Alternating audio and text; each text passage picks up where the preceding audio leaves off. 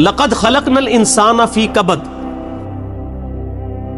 بے شک ہم نے انسان کو بڑی مشقت میں پیدا کیا ہے۔ سورہ انشقاق کے اندر بھی اس طرح کی آیات آئی تھی، میں نے ڈیٹیل گفتگو کی تھی کہ ہر شخص مشقت میں پیدا کیا گیا ہے، پیدائش سے لے کے مرتے دم تک انسان مشقت میں، خصوصاً جب وہ جوانی کی عمر میں قدم رکھتا ہے تو مشقت میں اضافہ ہو جاتا ہے، اور وقت کے ساتھ ساتھ انسان پہ برا وقت ہی آتا ہے، اچھا وقت نہیں آتا۔ انسان کی مصروفیات بڑھ جاتی ہیں، انسان کی تگ و دو بڑھ جاتی ہے، اولاد کی تربیت کا معاملہ، ان کے رزق کا بندوبست کرنا، ظاہر ہے اللہ نے اسباب کے ساتھ چیزوں کو جوڑا ہوا ہے، تو پوری زندگی انسان مشقت کاٹتا رہتا ہے۔ لیکن کامیاب ہیں وہ لوگ جن کی یہ مشقت اللہ کے لیے ہوتی ہے، چاہے وہ اپنے بیوی بچوں کے لیے بھی کر رہے ہیں، لیکن خدا ٹاپ پرائرٹی رہے، اللہ کو ترجیح اول مانے۔ جیسے ہی اللہ کے حوالے سے ترجیح ہٹ گئی تو آپ کی بڑی سی بڑی نیکی بھی زیرو سے ملٹیپلائی ہو جائے گی۔ ایک شخص رزق حلال کما رہا ہے، اس کے لیے نیکی ہے، لیکن اگر اس کی وجہ سے وہ نمازیں چھوڑ رہا ہے، روزے چھوڑ رہا ہے، اللہ کے احکامات کو پامال کر رہا ہے، تو یہ اس کی نیکی پھر کس کام کی ہے؟ وہ تو پھر کئی اور لوگ بھی کر رہے ہیں۔ کیا دنیا میں لاکھوں غیر مسلم ایسے نہیں ہیں جو حلال کما رہے ہیں؟ بڑے بڑے اپ رائٹ قسم کے لوگ ہیں، اس طرح کے آپ کو مسلمانوں میں دکھانے مشکل ہو جاتے ہیں، لیکن جب تک خدا کے ساتھ کمٹمنٹ نہیں ہوگی آپ کی نیکیوں کا آپ کو فائدہ نہیں ہوگا۔ تو انسان کو مشقت میں اللہ نے پیدا کیا، ماں کو بھی مشقت اٹھانی پڑتی ہے، باپ کو بھی اٹھانی پڑتی ہے، اور انسان جب یعنی بچپن میں تو اس کی بڑی بادشاہ والی زندگی ہوتی ہے، جو جوانی میں قدم رکھتا ہے اس کی مشقت کا دور شروع ہو جاتا ہے، حتیٰ کہ انسان اس زندگی سے فارغ ہو جاتا ہے۔ اتنی تکلیفیں اٹھانے کے بعد ابھی آخرت کی تکلیفیں باقی ہیں۔ اگر کسی نے دنیا میں اللہ کی مرضی کی زندگی گزاری تو اس کی یہ مشقت عارضی ہے، ہمیشہ کی کامیابیاں اس کا مقدر ہے، اور اگر کسی نے دنیا اپنی مرضی کی گزاری تو یہاں پہ کتنی عیاشی کر لے گا، وہ الٹیمیٹلی مر کے ہمیشہ کی زندگی میں اللہ تعالیٰ کے حضور اسے ناکامی کا سامنا کرنا پڑے گا، اور ہمیشہ کی مشقتیں، ذلت اور عذاب اس کا مقدر ہونے والی ہیں، وَلِعَوْذُ بِاللَّهِ تَعَالَى۔ تو انسان کی کوشش ہوتی ہے، اب وہ کوشش اگر پازیٹیو ہے رزلٹ پازیٹیو نکلے گا، نیگیٹو ہے تو نیگیٹو نکلے گا۔ اسی کا ذکر اب آگے آ رہا ہے، أَيَحْسَبُ أَن لَّن يَقْدِرَ عَلَيْهِ أَحَدٌ، کیا انسان یہ گمان کرتا ہے کہ اس پر کسی کا بس نہیں چلے گا؟ یعنی وہ اگر دنیا اپنی مرضی کی گزار ہے تو یہ سمجھ رہا ہے آخرت بھی اپنی مرضی کی گزارے گا؟ نہ، ایسا نہیں ہوگا۔ یقول اہلکت مالا لبدا، بڑے فخر سے کہتا ہے کہ میں نے تو بڑا مال خرچ کیا ہے۔ اسپیسیفکلی تو اشارہ ہے مشرکین عرب کے ان امیر لوگوں کی طرف جن کا ذکر قرآن پاک میں کئی جگہ ہے کہ وہ بڑا فخر کرتے تھے کہ ہم حرم مکہ کی جو خدمت ہے وہ ہمارے ذمہ ہے، ہم یہاں پہ حاجیوں کے اوپر جو ہے وہ خرچہ بھی کرتے ہیں، اللہ کی راہ میں لوٹاتے ہیں۔ اللہ فرماتا ہے ان اعمال کا فائدہ نہیں ہے جب تک تم اللہ کی توحید اور اس کے نبی علیہ السلام کی رسالت پر ایمان نہیں لاؤ گے، شرک سے کنارہ کشی اختیار نہیں کرو گے، تو یہ حاجیوں کے اوپر کھانا پینے کے اوپر پیسے صرف کرنا، یہ مال جو تم لگا رہے ہو اور بڑی اکڑ رہے ہو کہ اللہ کے حضور اس کا کوئی اجر ملے گا، کوئی اجر نہیں ہے اس کا۔ اَيَحْسَبُ أَن لَّمْ يَرَهُ أَحَدٌ، کیا وہ خیال کرتا ہے کہ اسے کسی نے نہیں دیکھا؟ اس کو نہیں پتا یہ تم لوگ کس لیے کر رہے ہو، وہ کرتے تھے صرف اپنی عمارت کو جتانے کے لیے، ریاکاری کے لیے، لوگوں پہ اپنی جو دولت ہے اس کا روب ڈالنے کے لیے۔ جس طرح آج کل بھی آپ دیکھتے ہیں لوگ مساجد کے اندر وضو خانے بنواتے ہیں، ٹوائلٹس بنواتے ہیں، قالین ڈلوا لیتے ہیں، تو باقاعدہ وہ کئی جگہ پہ تو دیکھا گیا نیم پلیٹ لکھوا دیتے ہیں کہ وضو خانہ فلاں کے لیے ہوا ہے، فلاں کے سالے ثواب کے لیے۔ بھئی اگر سالے ثواب کے لیے بھی ہے تو اللہ کو تو پتہ ہے نا، آپ کے لکھنے کا تو اللہ محتاج نہیں ہے، نیکیوں کو تو چھپانا چاہیے، یہ خطرہ ہے کہ آپ کی نیکیاں برباد ہو جائیں۔ اور کئی لوگ تو جو ہے وہ حرام کے مال سے جو ہے اس طرح کے معاملات چل رہے ہوتے ہیں ان کے، اور وہ یہ سمجھتے ہیں کہ ہم اللہ کی راہ میں تھوڑا سا پیسہ خیرات کر کے اپنے باقی کے مال کو حلال کر لیں گے، ایسا نہیں ہوگا۔ اللہ تعالیٰ بہت غیرت مند ہے۔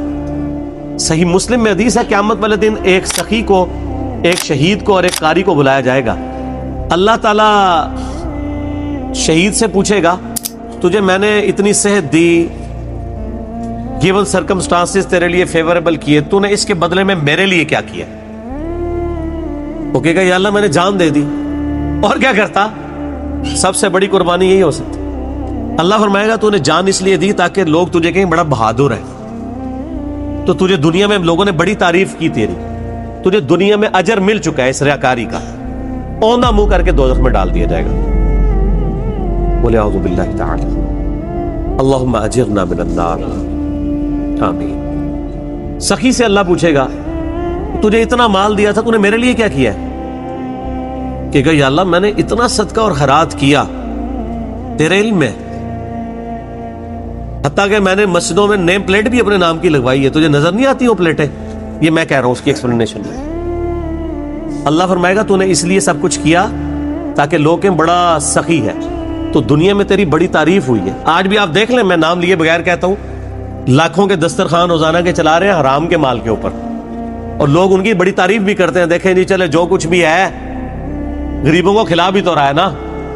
یہ کرائٹیریا دنیا میں ٹھیک ہے، یہ فرزانہ ڈاکو والا معاملہ جو ہے نا، وہ کہ بھی ایک ڈاکو وہ امیروں سے لوٹ کے غریبوں کی مدد کرتا تھا، یہ فلموں میں اچھا ہے، اللہ تعالیٰ کے لیے نہیں ہے۔ اللہ تو ایک کسی بھی کرٹیکل ریزن کی وجہ سے زیرو سے ملٹیپلائی کر دیتا ہے سب کچھ، بے پرواہ ہے نا۔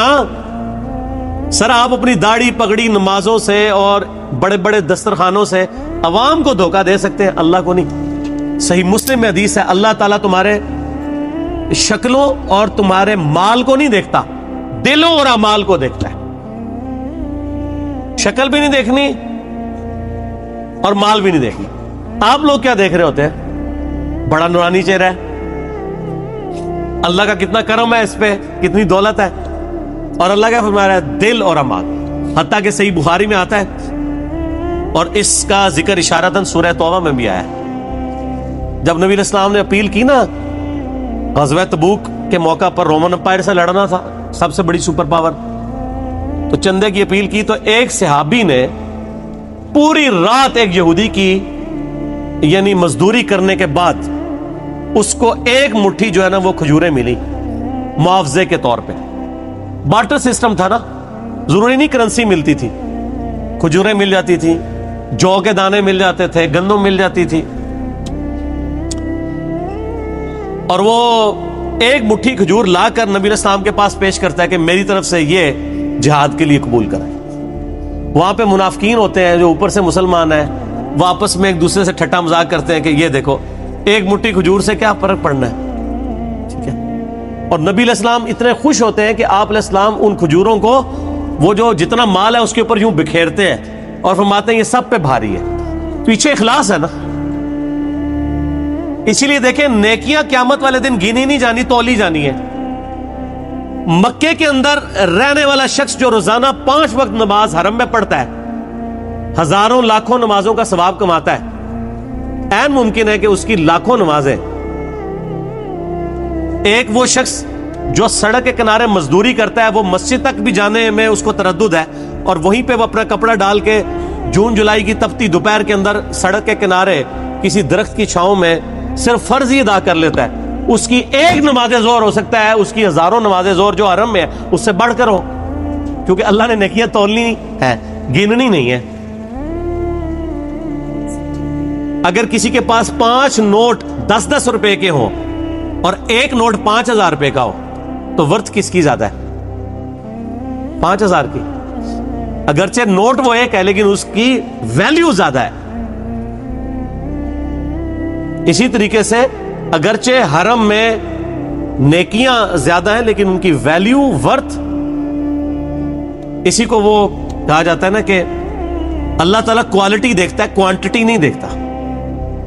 کوالٹی اس کی زیادہ ہے، اس کو جو اللہ نے حالات و واقعات دیے تھے اس میں بیسٹ وہی پرفارم کر سکتا تھا۔ تو قیامت والے دن نیکیاں تولی جائیں گی، گنی نہیں جائیں گی۔ اور پھر اس میں آتا ہے کہ تیسرا قاری بلایا جائے گا، عالم، قرآن کا حافظ، صحیح مسلم کے الفاظ ہیں۔ ہاں بھائی قرآن کا علم دیا تھا، کیا کیا؟ کہے گا یا اللہ میں نے تو اتنے لوگوں کو تقریریں کی، اتنے واعظ کیے، اتنے درس قرآن دیے, یہ کرتا رہا. اللہ نے فرمایا وہ اس لیے کرتا رہا کہ لوگ تیری بڑی تعریف کریں کہ تو بڑا علامہ ہے.